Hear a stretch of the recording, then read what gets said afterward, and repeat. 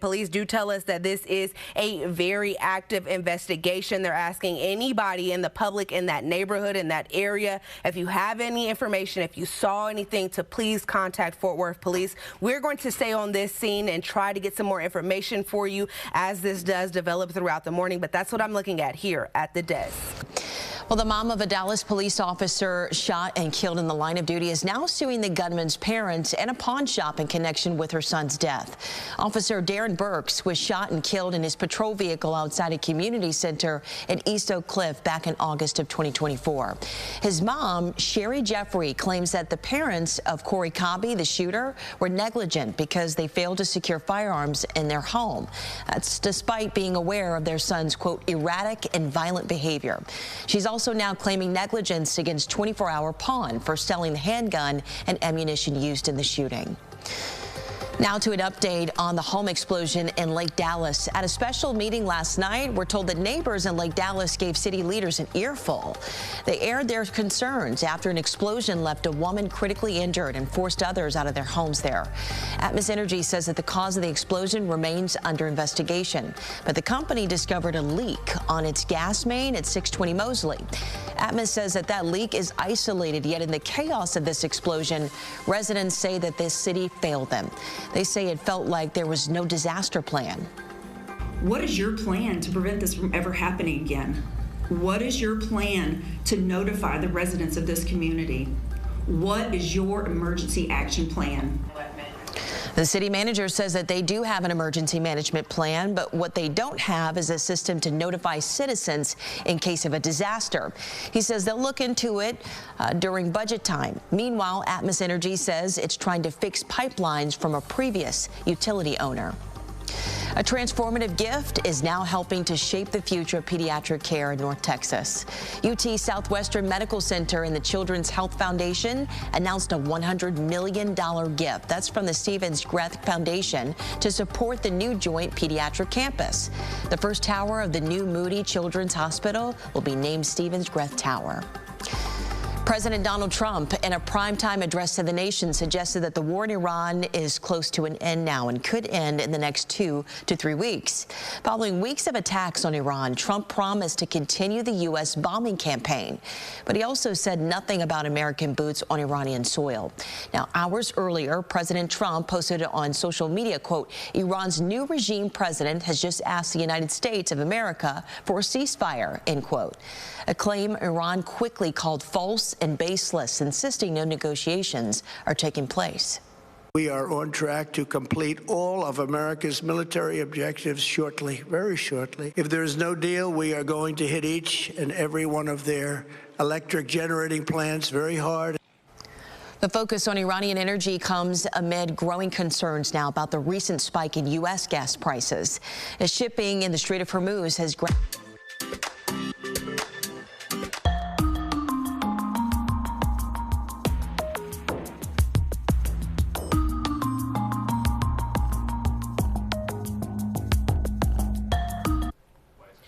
We're sorry to interrupt your current streaming program right now, but we did want to cut in right now because we know that FIFA organizers are preparing to tell us exactly what transportation is going to look like. You are joining us on the CBS News Texas stream. I am Danica Hill. We are just 70 days away from the World Cup, and we know that there's been a lot of conversations about what transportation will look like in North Texas, with a lot of people from out of country being here. But the FIFA organizers say they do have a plan in place. Again, that press conference is set up right now. They are preparing to speak. We have started to see some of those speakers take their seats. So we do want to switch over as soon as we're able to and show you exactly what they say they have in place now. This process, today's is probably one of the most important of the entire tournament. The North Texas region continues to be in the spotlight with a tournament high 9 matches, including a semifinal, the International Broadcast Center, and a FIFA Fan Festival that will be free and open to the public on 34 active days.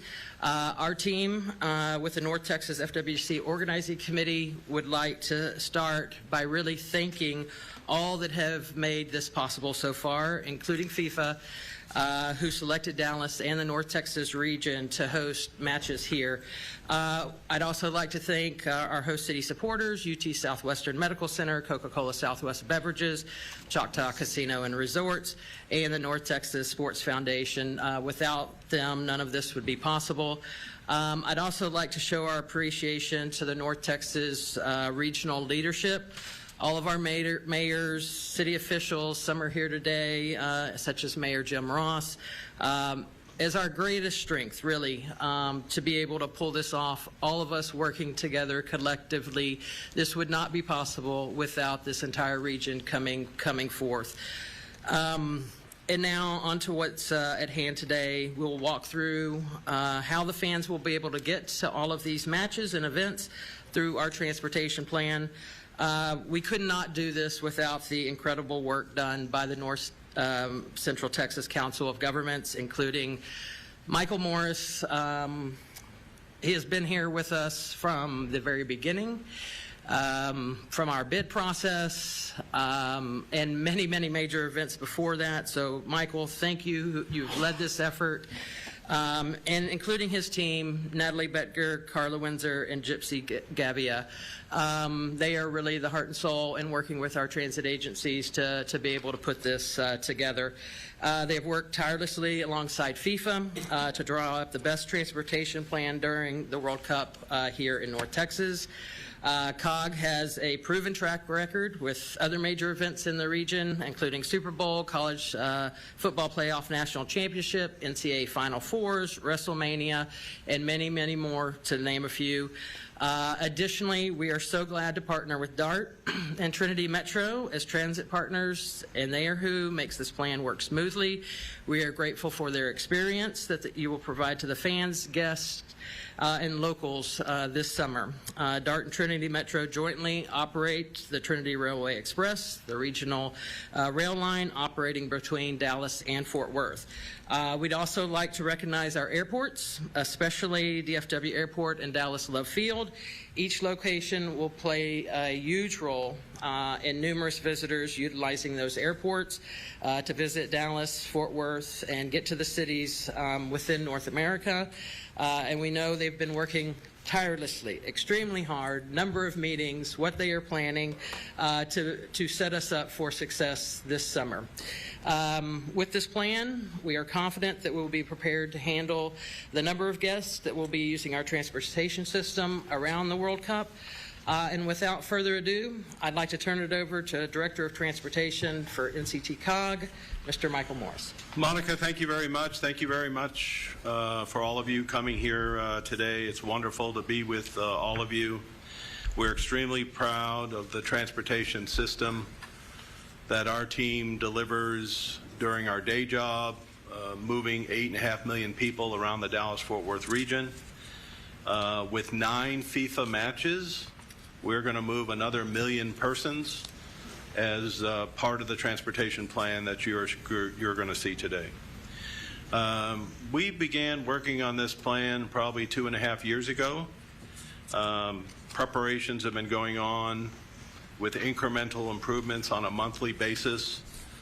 Each time we host a special event, we make continuous improvements and tweak elements of what you're going to see today.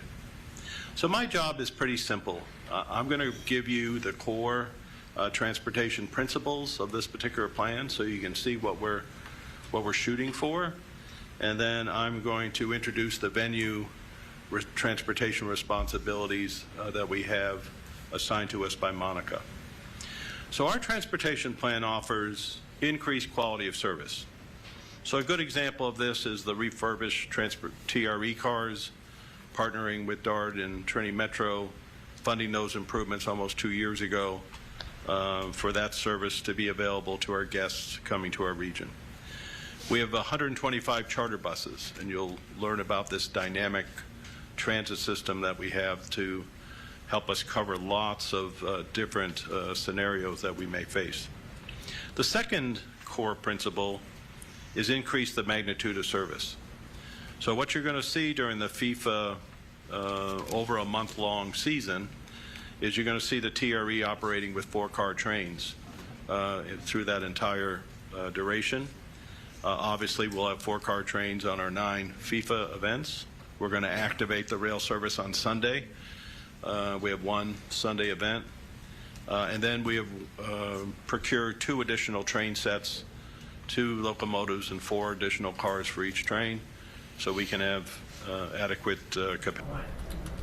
All right, there you have it. FIFA organizers explaining exactly what transportation is going to look like here in North Texas as the FIFA World Cup is just 70 days away. One of the things that they mentioned is the purchase and rental of 125 charter buses. They say those buses also will accommodate 50 people, so they say they will be able to move thousands of people in a matter of time. Another mention for us locals here in the area, they did strongly encourage, if you are planning on going to one of these games, one of these matches, to look into the possibility of actually driving yourself. They say they have over 16,000 designated spaces for people to park their vehicles. Another mention here was a big, great appreciation to both DART and Trinity Metro, which they say they are going to utilize heavily during all of this. They say they've been meeting monthly with not only FIFA, but also transportation organizers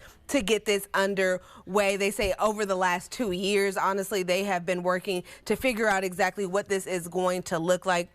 We do know that there are several questions and concerns about some of the ongoing projects that we are seeing across Dallas. We know that the I-30 project, they mentioned taking a break in that to try and facilitate all of this. They're also talking about the DART downtown convention center, closing that area so that they can get construction done there and be able to have this up and ready and going when FIFA World Cup does begin.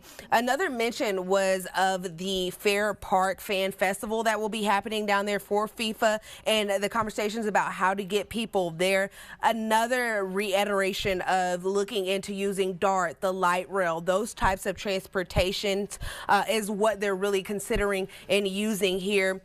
I think what they doubled down on multiple times in this was those charter buses, doubling and saying that we do have 125 charter buses that can carry 50 people per trip. So that is something that they are saying is going to really help keep things moving here. Also, they say they've been talking with local law enforcement as well as TxDOT to try and make sure some of the lanes and some of the traffic around Arlington Stadium and Dallas Stadium, as it will be called during that time, to make sure that they are being directed to the right way so we're not causing more traffic. I honestly am interested to see how this is all going to play out, as you know, it is going to be a difficult situation with all the millions of people that already live here. They said we're going to add another 1 million people to the population that we see during this time frame. Again, matches kick off on June 11th, and so that's when we will start to see the big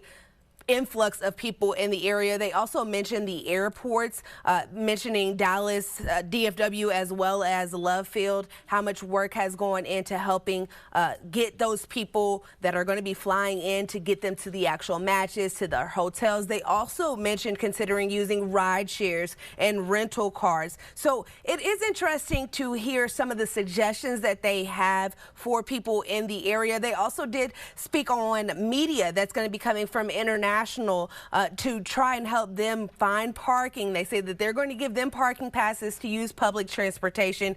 But if you were able to see all of this stream, we did have a crew out there, and so they did say that they were going to offer one-on-one interviews following this press conference today. And so we're hoping that we'll be able to get some of our extra questions asked on some of the particulars. I feel like they spoke pretty generally, pretty broadly on exactly what this plan looks like. So it'll be interesting to dive a little bit deeper into that. And our Bo Evans is out there talking with them now. And so we will bring you more developments, more details in this entire plan. But FIFA says they got it under control. We're going to trust that and ask more questions and get those answers for you. But that is what we're following here at CBS News Texas. We will bring you any updates as we get them. Please stay with us. But we are going to have more information in our 11 o'clock newscast. Bo Evans, of course, is going to be there and bringing you updates and throughout the rest of today as we kind of go through about 30 minutes of information that we got there. So stay with us on CBS News Texas, CBS News Texas streaming,